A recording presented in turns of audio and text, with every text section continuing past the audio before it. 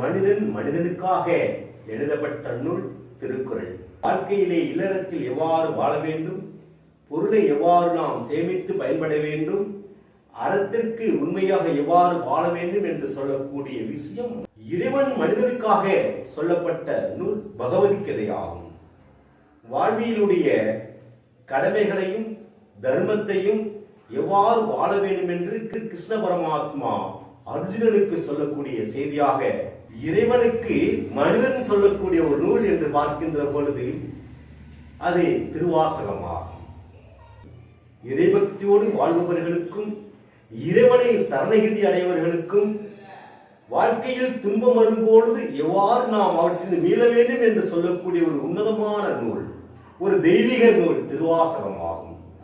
திருவாசகத்தினுடைய பின்னால் செல்கின்ற பொழுது நம்மளை காத்து வழிநடத்துவார் திருச்சிற்றம்பலம்.